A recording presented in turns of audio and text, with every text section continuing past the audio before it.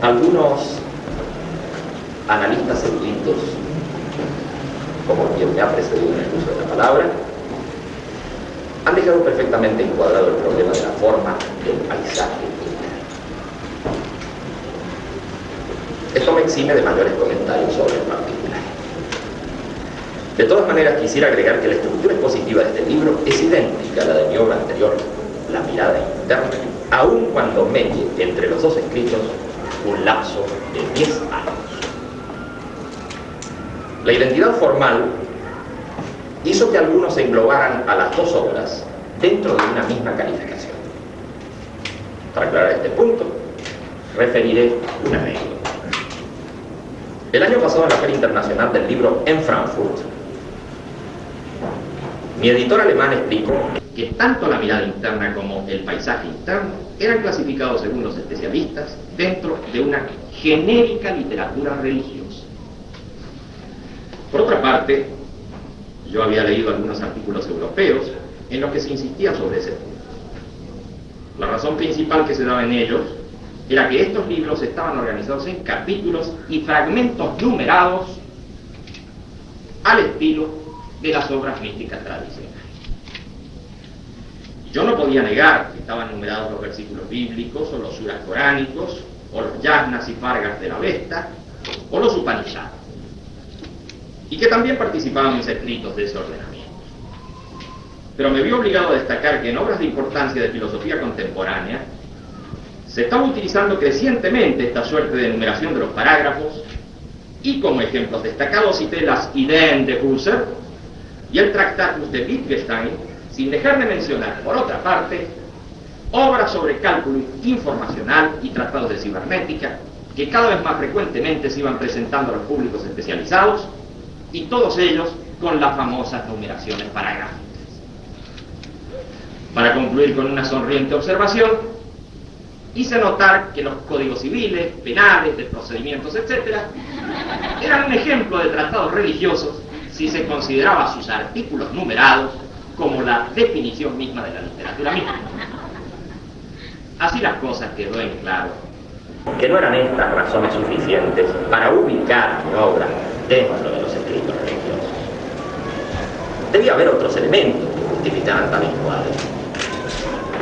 Y esos elementos tal vez no estuvieran en la forma, sino en el contenido.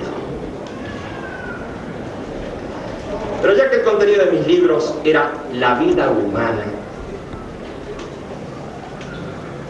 de existir la mencionada religiosidad, esta no habría de referirse a los dioses, sino al hombre mismo. Yo siempre creí haber escrito en prosa poética, tomando como materia prima los temas fundamentales de la vida humana. Y de entre ellos escogí el del sentido, el de la dirección de la vida. ¿Se trataba acaso de una teleología o tal vez de una antropología filosófica? ¿Era una descripción o una interpretación? En todo caso, ¿con qué instrumental metódico se contaba para estudiar el sentido de la vida? Y si hablábamos de instrumental metódico, seguramente habría una lógica previa, que explícita o no, estaría actuando. Y de haber una lógica, también habría una metafísica. No trataré en estos pocos minutos tan difíciles cuestiones, sino que más bien me referiré a algunos temas del paisaje interno, guiado por el hilo conductor del sentido de la vida, mencionado una y otra vez, e implícito siempre, en todo capítulo y parágrafo de mis escritos. Tomemos el primer capítulo dirigido al lector en estos términos. A medida que la vida pasa, ¿crece en ti la felicidad o el sufrimiento? Si no crece en ti y en quienes te rodean la felicidad y la libertad, rechazaré tu ejemplo. Y más adelante, salta por encima de tu sufrimiento y entonces no crecerá el abismo, sino la vida que hay en ti. No hay pasión, ni idea, ni acto humano que se desentienda de la vida. Por tanto, tratemos lo único que merece ser tratado: el abismo y aquello que lo sobrepasa. Este planteo aparentemente dualista pone en evidencia las preocupaciones fundamentales sobre el crecimiento de la vida y la aniquilación de la vida. La aniquilación toma una cierta sustancialidad al designarla como abismo. Pero no se trata sino de una licencia propia de la prosa poética, en la que la sola mención de nihilización del ser o tachadura del ser, como propondría Heidegger, provocaría una fractura de estilo irreparable. No estamos pues hablando de abismo en términos de sustancia, sino de anonadamiento o oscurecimiento del ser de la existencia humana. Queda claro que el primer efecto dualista desaparece al comprender el concepto de abismo como no ser, como no vida y no como entidad en sí.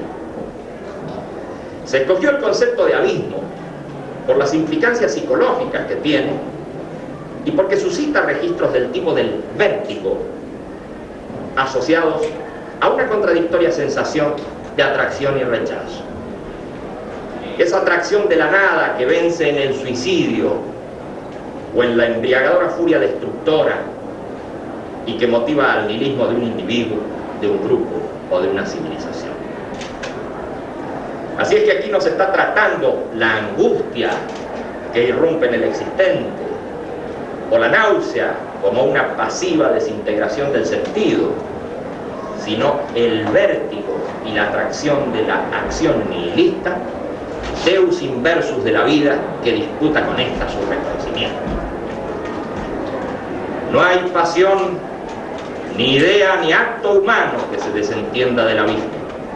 Por tanto, tratemos lo único que merece ser tratado: el abismo y aquello que lo sobrepasa. Hagamos aquí un paréntesis.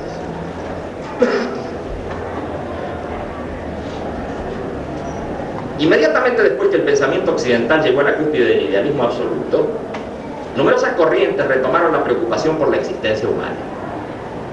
Pensadores optimistas trataron de orientarla en una dirección de progreso, mientras que otros reaccionaron en diversas opciones vitalistas.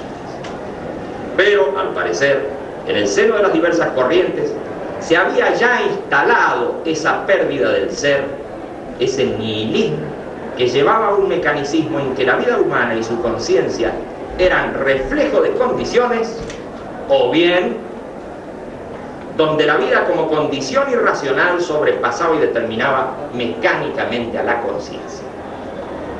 No solo en la filosofía y en las nuevas corrientes psicológicas hizo irrupción este nuevo fenómeno, sino en las doctrinas políticas y hasta en el diseño del ideal de felicidad y de estilo de vida de las poblaciones.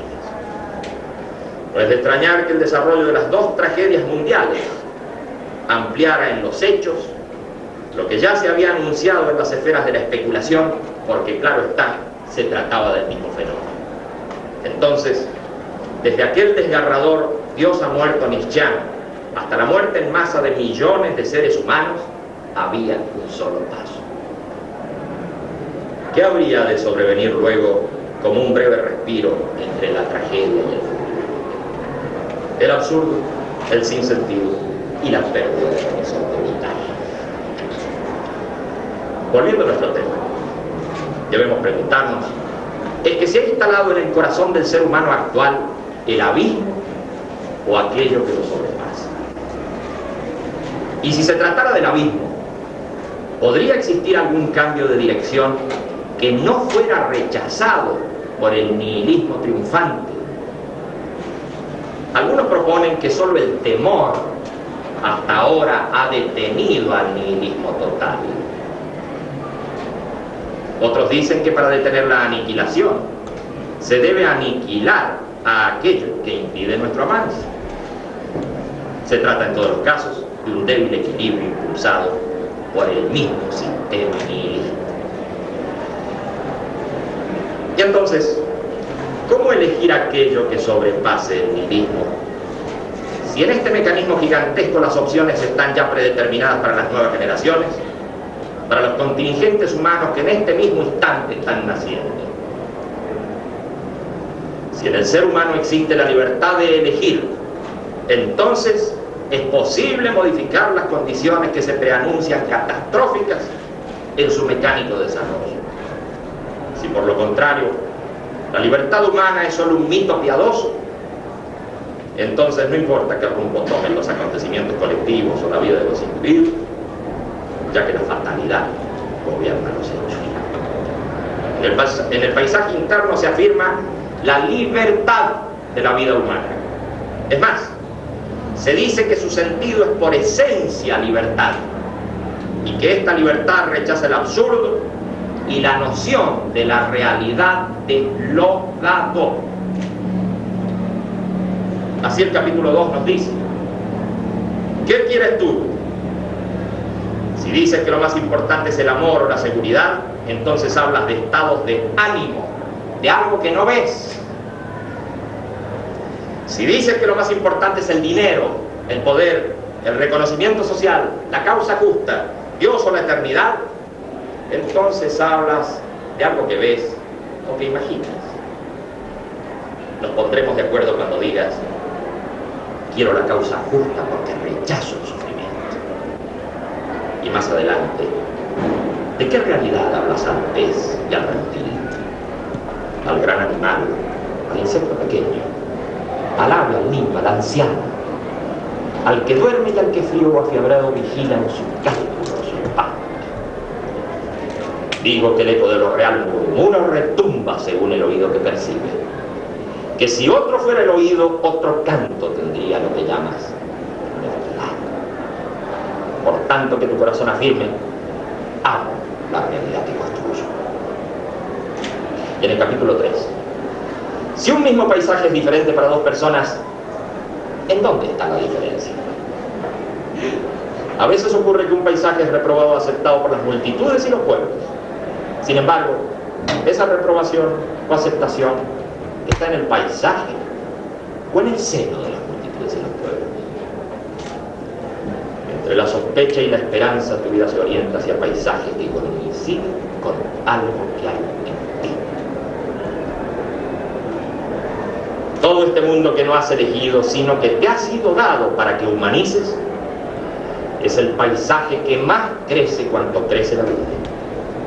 Por tanto, que tu corazón nunca diga: ni el otoño ni el mar, ni los montes helados tienen que ver conmigo, sino que afirme: amo la realidad que construyo.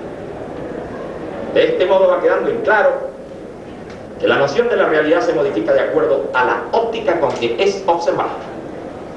Pero uno de los errores más notables es el de tomar la realidad de acuerdo a mi visión, sin reconocer que tal visión existe. En otros términos, y ya como había descubierto el racionalismo, el sistema de creencias interfiere en la noción de realidad sin advertir que tales creencias existen. Y en general las llamadas ideas y hasta ideologías sobre la realidad no son sino creencias. Imaginemos ahora un sistema sociocultural cuya óptica básica de creencias sea de tipo nihilista, y comprenderemos que sus ideas o su ideología dominante nos presentarán un mundo, una realidad que habremos de aceptar so pena de ser aniquilados en caso de no hacerlo. Y por otra parte, si para no ser eliminados aceptamos tal imposición, también seremos liquidados por el crecimiento y desarrollo de esa óptica que moldeará nuestra forma de vida de acuerdo al nihilismo dominante. En la obra se hace distinción entre tres tipos de paisaje: el externo, correspondiente al mundo de la percepción; el interno, propio de la representación; y el humano, propio del mundo social.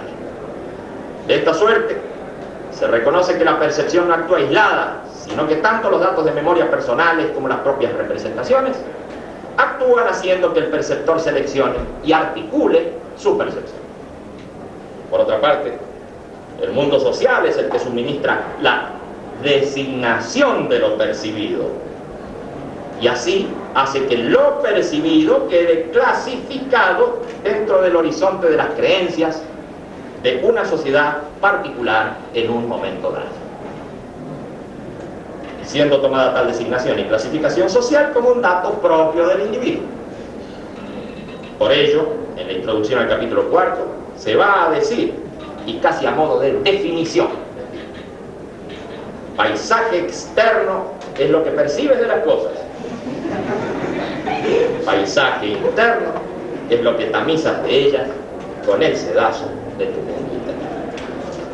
Estos paisajes son uno y constituyen indisoluble visión de la realidad. Y es por tu visión que te orientas en una o en otra dirección. Pero es claro, se agrega que según avanza se modifica tu visión. No hay aprendizaje por pequeño que sea, que se cumpla por solo contemplar. Aprendes porque algo haces con lo que contemplas.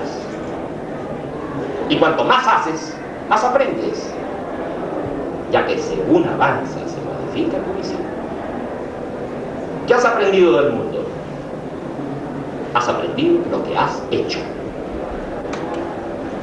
¿Qué quieres del mundo? Quieres según lo que te haya sucedido. ¿Qué no quieres del mundo? No quieres de acuerdo a lo que te ocurrió. Luego de discutir acerca del conocimiento de lo real, en el capítulo 7 se pasa al problema del registro personal del que percibe y se establecen diferencias entre dolor y sufrimiento. Independientemente del conocimiento u opinión que se tenga sobre lo real, los registros de dolor y sufrimiento son señales con las que cuenta el perceptor para reconocer aquello que amenaza, aquello que nihiliza su existencia. Frente al dolor físico, la experiencia demuestra que éste retrocede en la medida en que avancen la ciencia y la sociedad. Por ello, quienes contribuyen con el progreso en este sentido son portavoces y constructores de la humanización del mundo. Desafortunadamente, el sufrimiento mental no retrocede por el hecho de que la sociedad y la ciencia avancen. Por ello, es de importancia comprender la estructura del sufrimiento para rescatar de sus dominios al ser humano cotidiano. Es posible, afirma el paisaje interno, es posible hacer retroceder el dolor y también el sufrimiento. Pero con respecto a la segunda señal de peligro mencionado, surgen numerosos errores en su interpretación. Uno es considerar al sufrimiento como producto de reacciones frente al medio externo hostil. Esta suerte de interpretación naturalista del sufrimiento se basa en la creencia de que los fenómenos mentales son también parte de la realidad dada. En definitiva, se sigue creyendo, en ese caso, que existe una naturaleza humana de algún modo inmodificable y, por tanto, el sufrimiento, como parte de esta naturaleza, se supone que no puede ser superado. El libro ha considerado el paisaje humano como presentado en el mundo de lo natural y por ello, precisamente, se lo menciona así, como paisaje. Sin embargo, el mundo social y humano aparece más allá de la observación ingenua como básicamente un mundo histórico, no natural. Y la conciencia humana, del mismo modo, como sin naturaleza. Por lo contrario, de existencialidad histórica. Por todo ello, develar el sentido histórico del ser humano y comprender que en la estructura temporal de su conciencia están los elementos del sufrimiento, es desobjetivizar al hombre. Desobjetivizar al hombre. Y precisamente humanizarlo en el mejor de los sentidos. El mundo objetal puede ser modificado y transformado por el hombre, pero en tanto él mismo no se considera en devenir y transformación, sus objetos serán portadores de su falta de sentido y nihilizarán al mundo. En el capítulo 7 se dice: nombrador de mil nombres, hacedor de sentidos, transformador del mundo, tus padres y los padres de tus padres se continúan en ti. No eres un bólido que cae, sino una brillante saeta que vuela hacia los cielos. Eres el sentido del mundo Y cuando aclaras tu sentido, iluminas la tierra. Cuando pierdes tu sentido, la tierra se oscurece y el abismo se abre. Te diré cuál es el sentido de tu vida aquí. Humanizar la tierra. ¿Qué es humanizar la tierra? Es superar el dolor y el sufrimiento. Es aprender sin límite. Es amar la realidad que construyes. No puedo pedirte que vayas más allá, pero tampoco será ultrajante que yo afirme: ama la realidad que construyes y ni aun la muerte detendrá tu vuelo. No cumplirás con tu misión si no pones tus fuerzas en vencer el dolor y el sufrimiento en aquellos que te rodean. Y si logras que ellos a su vez emprendan la tarea de humanizar el mundo, se abrirá su destino hacia una vida nueva. Más adelante se sigue profundizando en la temática del tiempo de la conciencia. Pero será bueno aquí hacer algunas consideraciones. Ya Agustín, en sus confesiones, había descubierto las diferencias entre el tiempo pensado y el tiempo experiencial. Él destacaba: cuando trato de comprender el tiempo, no lo experimento, y cuando lo experimento, no lo comprendo. Esa brillante intuición termina asfixiada ya en la definición de Hegel, en la que el tiempo es la abstracción del consumir. Será necesario un neoaristotélico como Brentano para redescubrir el problema e inspirar en la fenomenología de la conciencia del tiempo inmanente de Husserl el redescubrimiento del gran Agustín. Y así las cosas, la conciencia es ya una estructura temporal en que prima la protensión. Esto es casi decir, la conciencia humana se organiza merced a su sentido. Contrariemos estos términos y al quitar el sentido a la conciencia, la negaremos. Este es el punto. La negación del primado del futuro sobre el mundo de lo fáctico. La negación del sentido es la clave del nihilismo, y frente a la nihilización de la conciencia surge el sufrimiento como señal de peligro. Y porque en todo sufrimiento ha operado la inversión del futuro, el repliegue del sentido, la pérdida de la dirección hacia adelante, habrá una contradicción de su devenir. Comillas. Es la contradicción lo que invierte la vida, dirá el libro. No habrá pues otra posibilidad que reorientar la vida hacia el futuro para superar el sufrimiento. Sin embargo, en el existente cotidiano, la creencia en que la vida humana pertenece al mundo de lo natural es de fuerte arraigo. Y sustraer a la conciencia de tal ilusión no es tarea que pueda realizarse por vía ideológica. El ser humano sufre por lo que perdió, por lo que no tiene y por lo que desespera de alcanzar. De este modo, por las tres vías del recuerdo, de la percepción y de la imaginación, el sufrimiento se hace presente y delata la ausencia del sentido.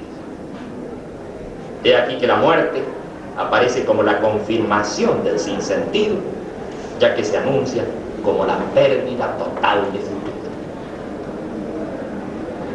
Ideológicamente podrá decirse, aún adhiriendo a nuestras propuestas, que ya que el individuo y la sociedad no pertenecen al mundo de lo fáctico, ya que no tienen naturaleza, sino que se develan en su historicidad, la muerte no impide que las acciones realizadas contribuyan al desarrollo del futuro humano.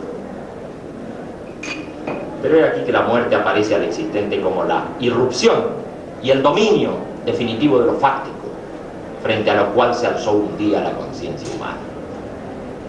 Y cualquier futuro que se imagine sin la presencia experiencial de esa conciencia no pasa de especulación ni supera a lo fáctico en la realidad de la existencia. De manera que solamente al tomar a la muerte como lo fáctico y romper la ilusión de naturalidad de la conciencia, afirmando su futuro, se puede superar el sufrimiento y dotar a todo acto han de sentir. La negación de la posibilidad de futuro para la mente, más allá del absurdo impacto de la muerte, lleva en sí la nihilización de todo acto, de toda intención y de todo sentimiento humano. Cuando la base de creencias de una sociedad, y por tanto de sus individuos, termina identificada con lo fáctico, la objetivización de todo producto humano y del ser humano mismo se instala triunfalmente. Y esta nihilización lleva en sí la destrucción de todo lo que toca. Quisiera leer una parte del capítulo 12 que nos dice: ¿es que acaso la vida es solo acción y reacción? El hambre ensueña con la saciedad, lo aprisionado con lo suelto. El dolor busca el placer y el placer se hastía de sí mismo. Si la vida es solo persecución de seguridad para quien teme al futuro, afirmación de sí para el desorientado, anhelo de venganza para la frustración pasada, ¿qué libertad, responsabilidad y compromiso podrá sostenerse con invicta bandera?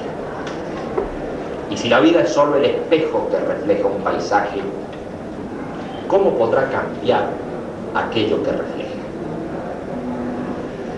Si afirmas lo que se busca a sí mismo, aquello cuya naturaleza es transformarse, eso que no tiene saciedad en sí mismo y que por esencia está abierto al futuro, entonces amas la realidad que construyes. Esa es pues tu vida, la realidad que construyes. Que por tu boca hable la vida y ella diga: no existe algo que pueda detenerme. Inútil y malvada profecía que anuncia la hecatombe del mundo. Yo afirmo que el ser humano habrá no solamente de seguir viviendo, sino que crecerá sin límite. Y también digo que los negadores de la vida desean robar toda esperanza, palpitante corazón del acto humano. Quiera tu futura alegría en los momentos más sombríos, que recuerde esta frase: la vida busca el crecimiento, no la compensación de la nada. Y más adelante se afirma: por ello quiero a los santos que no temen, sino que verdaderamente aman. Y quiero a los que con su ciencia y su razón vencen a diario el dolor y el sufrimiento. Y en verdad no veo diferencia entre el santo y el que alienta la vida con su ciencia. ¿Qué mejores ejemplos que guías superiores a estos vidas? Un sentido que quiera ir más lejos que lo provisional no admitirá la muerte como el fin de la vida, sino que afirmará la trascendencia como máxima desobediencia al aparente destino. Si la razón debe estar en función de la vida, que sirva para hacernos saltar sobre la muerte. Que la razón entonces elabore un sentido exento de toda frustración, de todo accidente, de todo agotamiento, dice el libro.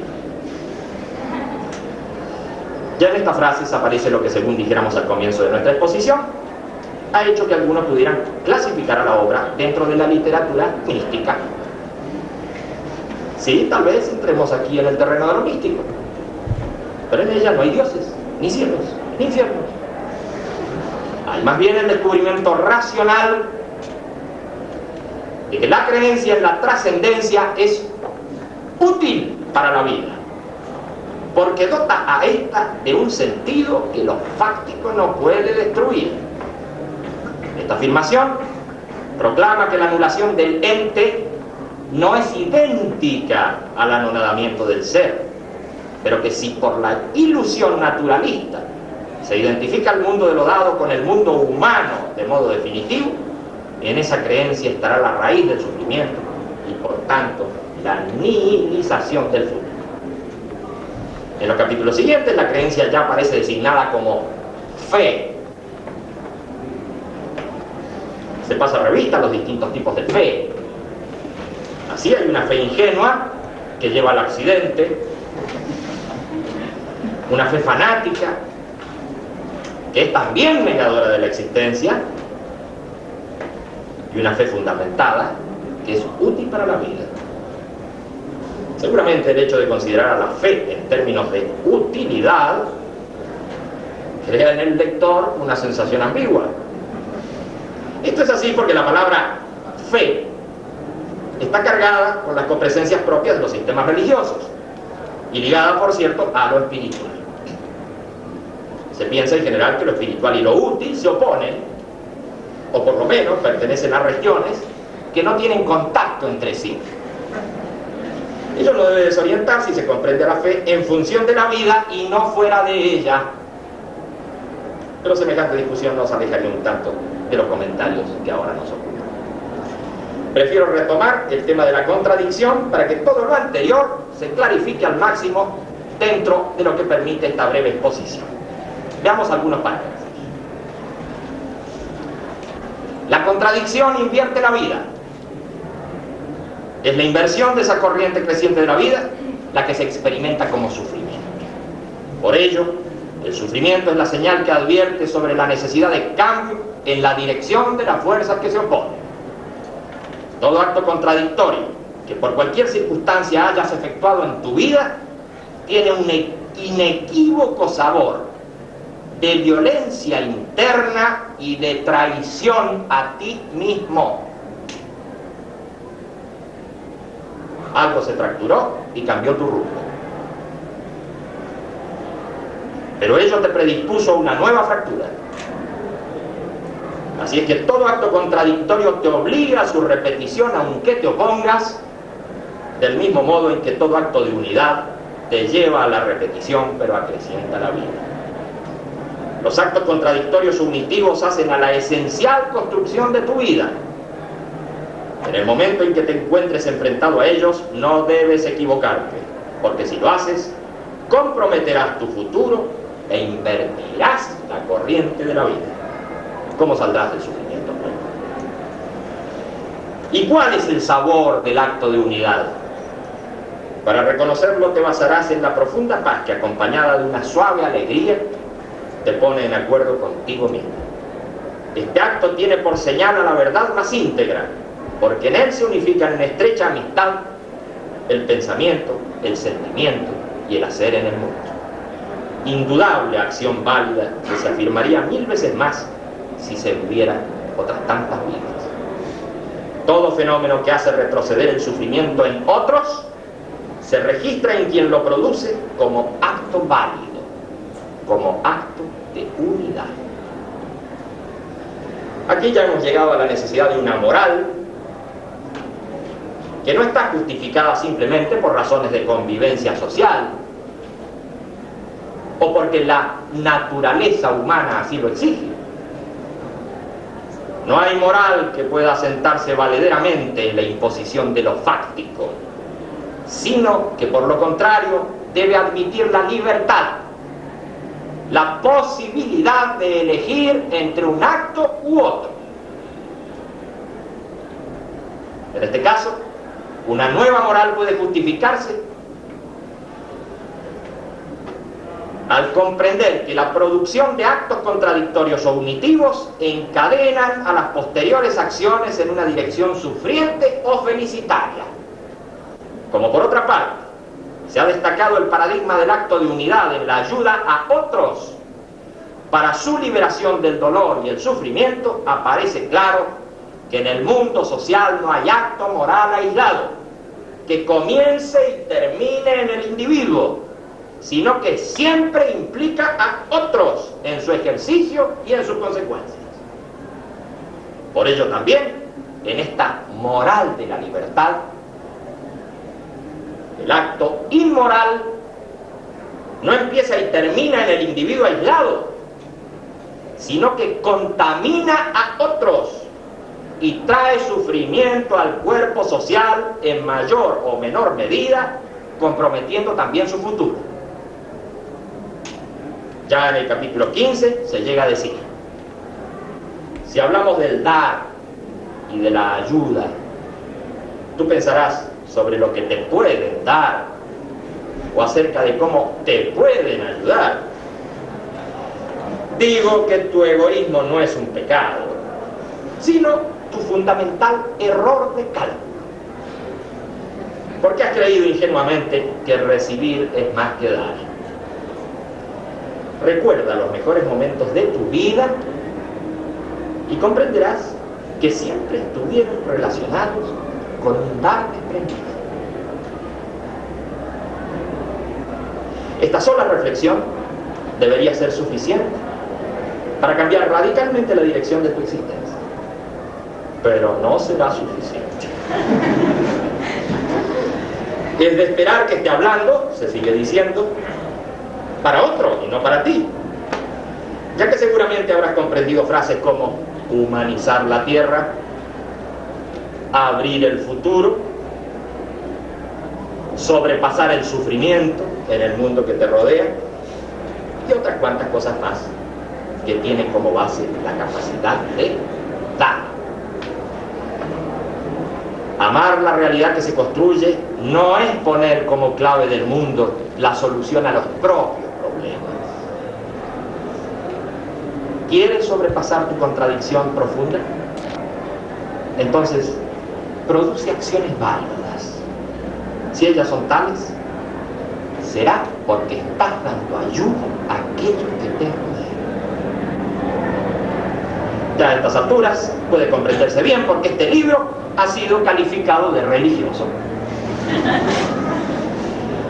Reconsideremos por un momento temas mencionados como la fe, la trascendencia y por último la moral, y entonces resultará inequívoca la sensación que tendrá cualquier clasificador formado en los esquemas convencionales. Por nuestra parte, no hemos querido eludir palabras que se suponía comprendidas de una vez y para siempre. Muy por el contrario, hemos tratado de redefinirlas y ubicarlas en un nuevo contexto de pensamiento, rescatándolas del campo que ha querido asignarle el bandolerismo semántico de los bien pensantes ajustado a la moda. Repito ahora lo dicho casi al comienzo de esta exposición: El paisaje interno es un libro escrito en prosa poética que trata acerca de la vida humana y que considera de ella el tema central del sentido. Y si el tratamiento de tales temas necesariamente toca a la fe, a la trascendencia y a cuestiones de moral, no veo por cuáles motivos todo esto deba ser eludido. En cuanto a las consecuencias prácticas que se desprenden de los planteos de la obra, creo que los dos capítulos finales las aclaran convenientemente. En lo que hace a la proyección social desde el punto de vista del paisaje interno, esto ha quedado debidamente explicitado en la conferencia dada el 8 de noviembre de 1981 en la Mutualité de París.